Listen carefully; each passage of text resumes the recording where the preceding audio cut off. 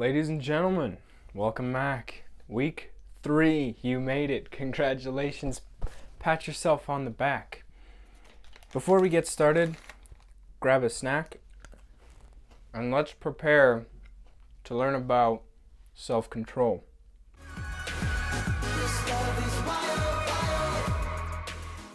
Self-control, just like all the other topics we have talked about, is one of the fruits of the Spirit.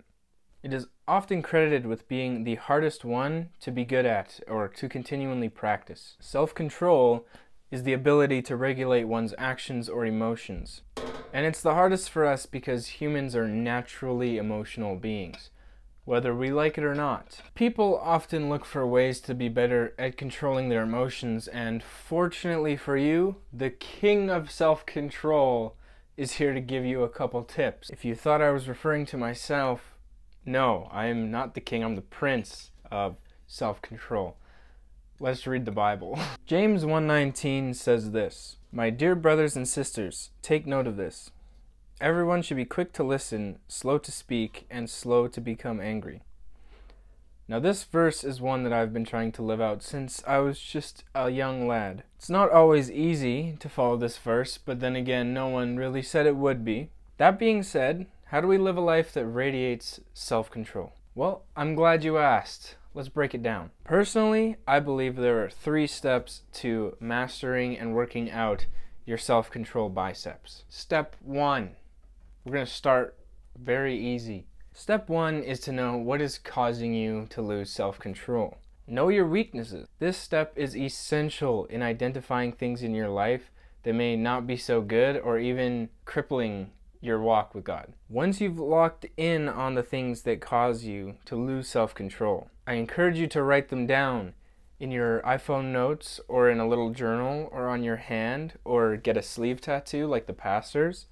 You do you, man, but write it down. Step 2. After you've completed step 1, step 2 is to remove the things in your life that are causing you to lose self-control. Brainstorm ways to limit or even eliminate ways that you can lose self-control. If it's something you just can't get rid of or a situation that just happens all the time naturally, think of ways that you can recenter yourself and approach it with a different perspective than one that you've had before and see if that makes any difference. I know one thing for me that caused me to lose self-control was whenever I'm writing, my hand would smudge my ink because I'm left-handed. And I'm not just going to learn how to write right-handed or backwards. I just decided to change the pen and that solved it. So maybe you just got to change the pen. For some people, it might be deep breaths or going on a run.